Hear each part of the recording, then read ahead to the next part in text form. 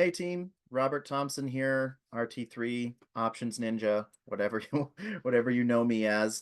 I'm going to walk you through in this brief demo video a look at some of the tools that I use to automate 0 days to expiration option trades in my day trading accounts. Now, there's lots of ways to trade options. There's lots of ways to automate options. I'm just looking at a few ideas here to give you a sense of the type of tools that are available and the type of direction that I can give you in your trading and in the classes that I teach. All right, so let's dive in. I'm going to share my screen. And what we're looking at right now is a backtest results page. All right, so with the software with the tools that we use, we're able to take our strategy, go back in time and deploy it against historical market data with a set of parameters that we choose: profit target, stop loss, trailing stops, all of these different variables, and test how it would have performed, which gives me the ability to make decisions based on statistics, probabilities, likely outcomes, rather than making emotional decisions. One of the advantages to automating your trading, besides the obvious time freedom, where you don't have to sit there and stare at the charts and the buttons and make it all happen yourself like you're working a job, the automation handles that. But it also provides consistency, makes decisions without emotional interference using data crunching formulas. You're able to make decisions, deploy strategies, and test different outcomes, giving you the confidence to know that you're working with the best available options at that time. All right. So obviously the first thing you may observe off of the bat here for this particular strategy is that this back test did not make money. So this is just one of many examples of a 0 day to expiration option strategy, type of strategy that's very popular right now in option trading, especially on SPX options. All right, so if you have no idea what I'm talking about, you might need to do a little bit of research first before you're ready for this class. But if you do know what I'm talking about, then let's carry on. Now, one of the things that is interesting here, you can see that from the data, that right off the top of the bat, it gives us a comparison to the underlying. All right, so when we're trading SPX options, whatever strategy we want to use, we want to make sure that it is going to outperform simply buy and hold the S&P 500. Right? Because that's just the easiest investor strategy that a lot of people deploy, right? Just buy index funds and forget about it. That is a popular put it on autopilot investment strategy. But we're really looking for outsized gains with not much more effort, to be honest. So every test we run gets benchmarked against what a buy and hold strategy would have looked like. If you had simply put your whole account into SPX, well, the S&P 500 or SPY, for example, these are the returns you would have gotten. All right, these are the statistics you would have experienced. Obviously, the S&P 500 is having a phenomenal year. Despite a correction or two here or there, it's up 14.6% so far over the life of this back test and is on pace for a 33% year. I'll be surprised if we actually make it to 33%. That would be pretty mind-boggling. But nevertheless, it's good to know. All right, and correlation can be very important. You want to be able to make sure you can make money in any kind of market. Right? So those are just some of the insights you can gain from comparing your strategy to a benchmark. Primarily, though, what you're hoping for is not only that you make money, but that you make more money than a buy and holder, because otherwise the whole thing is pointless. Why trade if you can just let it sitting in the investment vehicle, right? So in this screen, you will see a return percentage comparison. All right, there's your benchmark instrument in the blue. That's you and your back test losing money, and then the difference between the two is the white line. Ideally, in a profitable back test, you want your back test above the benchmark, and you want the white line as close to your back test as you can, which basically indicates consistency. Okay. Now, in this screen, we're looking at drawdowns. Some strategies will make more than others, but be a lot more volatile. All right. So if you want to make money, would you rather consistently make a little bit every day, time and time again, day after day, and just see that line steadily rise on the returns chart? Okay.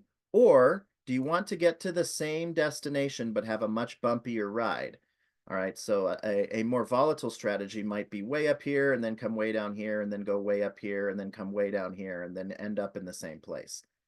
Well, it is a bit of personal preference, and if the consistent strategy just doesn't actually make as much money, something like this, then maybe you don't really have a decision to make. However, in a lot of cases, similar strategies can end up with very different results in terms of volatility. And if I had to choose between the yellow line and the green line, I'd take the yellow line every time. All right, give me the more comfortable ride to where I'm going. And that's really the whole concept of analyzing a drawdown. All right, what you're hoping for again is a measure of consistency. You want to make sure that the drawdown of your strategy is at a bare minimum on par with a drawdown of a buy and hold, and ideally is a more smooth ride. So rather than measuring gains, it just like an EKG, it kind of measures the valleys that you have to go through. And you can see here on this chart that there were 2 or 3 pretty big drawdown periods for this particular back test, including one that took it into negative territory by the end of the test. All right, all the way down into the month of June.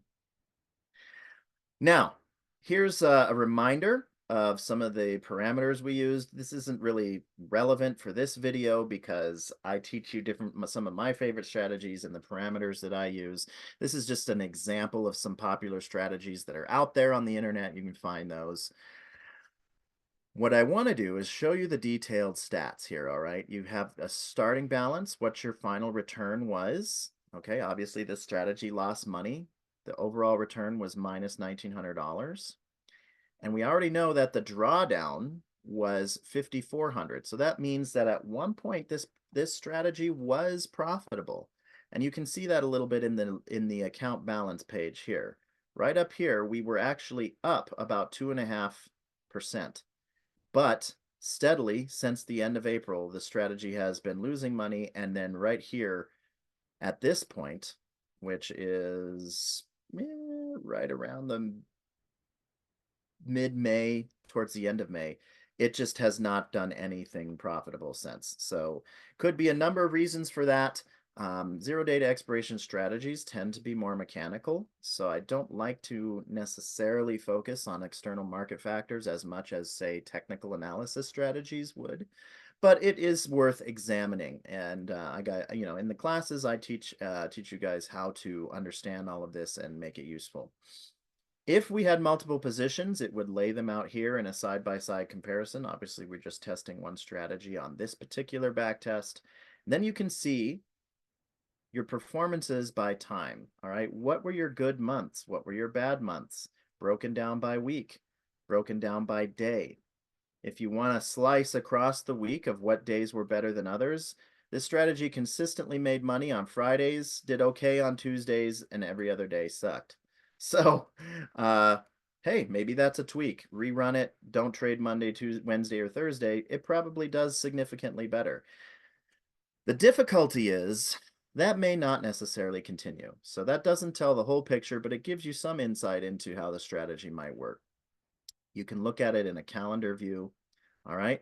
You have a breakdown by month here of the actual dollar value results, how much money you made, how much money you lost, the percentage of the account gain or lost, and again, a comparison to the benchmark buy and hold.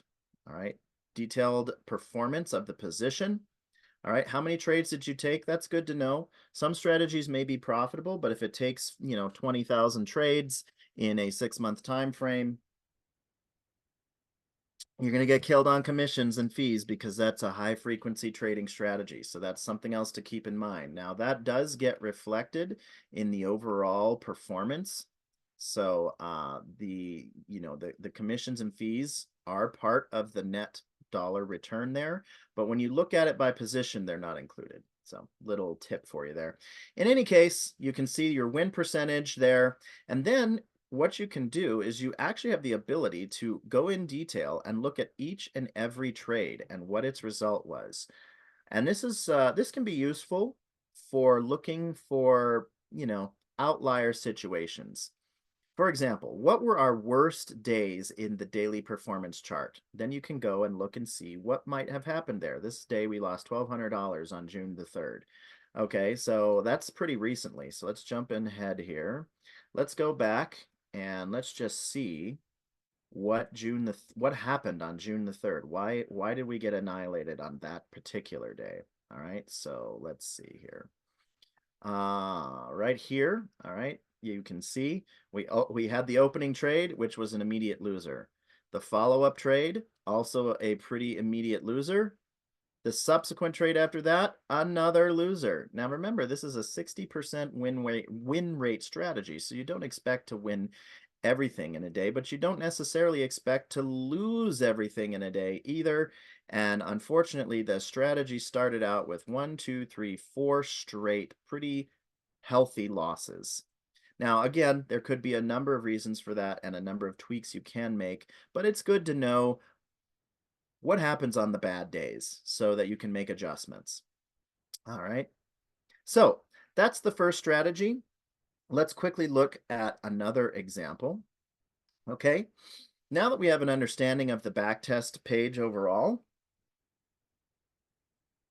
we can move more quickly through this. This strategy, as you can see, made money, but it made money at around the same clip as a buy and hold investor. So this goes back to the point I was trying to make earlier, which is that it's not worth doing if buy and hold can beat you or come close. Now that is, yeah, obviously we have to take that with a grain of salt, right? The S&P is having an absolutely killer year. I don't expect it to continue, and in a lot of other markets, this kind of return would be really, really good. For example, if we saw these numbers in 2022, when the S&P went down by 20%, it'd be no contest. This strategy would have destroyed the S&P in that situation. But this backtest is just for this year. So those are the types of things you have to keep in mind. What I like about this, though, is the drawdown is exceptionally small. Despite having identical gains or close to it, all right, your drawdowns are almost non-existent. What does that mean? Well, it creates that consistent return line that we talked about. All right, so again, even though the returns may be similar to buy and hold, your ride up was much more smooth, and you can see that over here. Volatility is less than half of what the investors experienced, and your correlation to market performance is literally zero. It did not matter whether the market went up, down, sideways, had a good day, bad day, big day, small day. Your strategy showed up, made it happen. All right. You can see the parameters there. So this is the example return on the account. Now, this is the page that's a little bit different from last time that I wanted to show you. You can see how there's two components to this particular strategy. So we have two positions. One did okay and one did significantly better. So they both made money, and in tandem together, they ended up beating the market, but just barely. But again, much more smooth ride. All right, you can see this time we have a positive return, 14% through the first 6 months with a very, very small drawdown. All right, and look at the trades. Very, very tolerable. 66 bucks. Your losers were $117, but they happened a lot less frequently because your win rate is over 65%. Pretty cool stuff. Okay? Obviously, every month was profitable here. June just barely. Now, June's not finished yet, but for whatever reason, this strategy is struggling a bit in June. You can see that broken down by week and by day. And obviously, you can run back tests with this tool all the way back to 2016. The other good thing about this back test is it's a little bit agnostic as to the day. So If it were me, I would just run it every day and see how we do. All right, so this time we have the different components. This is an example of a potential iron condor strategy that I would want to back test more in order to get real insight into its performance. Again, you can run longer term back tests, and I do recommend you do that. Mechanical strategies that don't rely on technical analysis tend to be more proven by time rather than by transient market conditions because of how they're structured. All right. Every month was profitable. We talked about that, especially compared to its benchmark. And you can see one strategy won a little bit more than the other, but they're both pretty close. All right. Both profitable. And the good news is they're both taking about the same number of trades. All right. So you don't have one that's necessarily more busy than the other, and you can see the exact trades that they took here. Another really cool feature of this is, okay, if you want some insight into what's happening, maybe you feel like you need to make a trailing stop adjustment. You can look for stop losses in the result, and then you can click this little button right here, which allows you to view a timeline of the position itself. So you can see, was this strategy ever profitable to begin with? And what happened when I got out? All right, so as you can see early on, maybe made a little bit money, but pretty much just a loser right from the start. And then once I got out, there was a period of time where I had a pretty decent winner on my hands if I had stayed in the market. So maybe that's a signal to me that my stop is too tight. That would be something you could potentially do another back test to determine. Now, ultimately, this was a pretty wild ride. All right, so there's a lot of variables that go into how this would have played out, because had you had a different stop loss, you would have lost more for more money over here. In order to win on this particular trade, I don't think, I mean, you would have had to have a very, very generous stop loss in order to not get wicked out there and end up winning on the trade. So, not necessarily what I would recommend, but it is something you could do. All right, so let's look at our last example real quick here.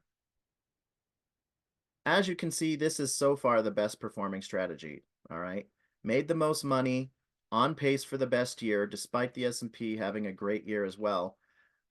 But once again, it's more volatile. The drawdown is about on par with the S&P. And you can see that there's a little bit more correlation here. When the S&P was going down, so was our strategy.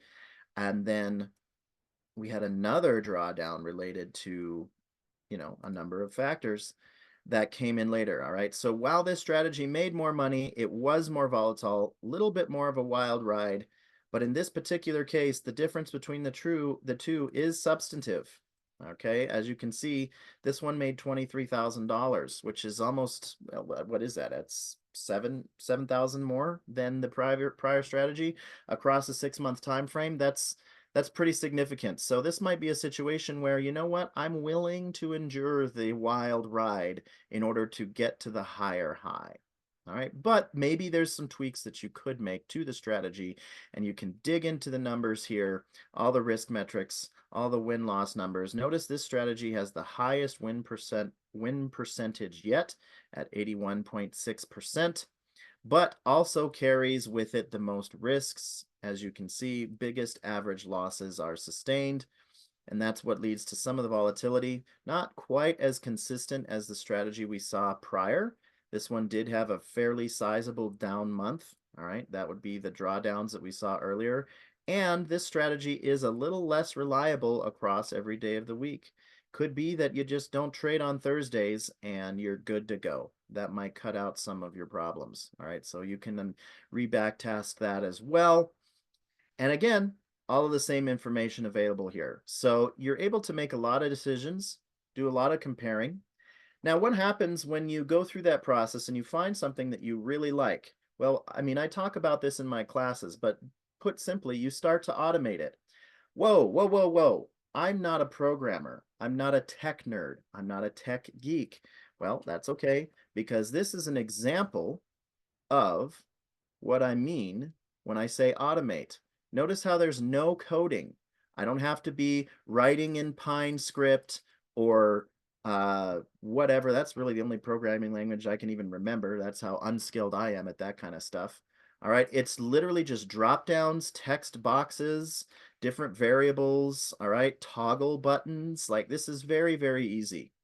Anybody can do this. Once you backtest your strategy, you vet it against market conditions, then you have the opportunity to automate it in a very slick and easy to use way. So that's a look at just some of the ways in which I am currently automating my own options trading and ways in which I can help you do the same. Thanks for watching.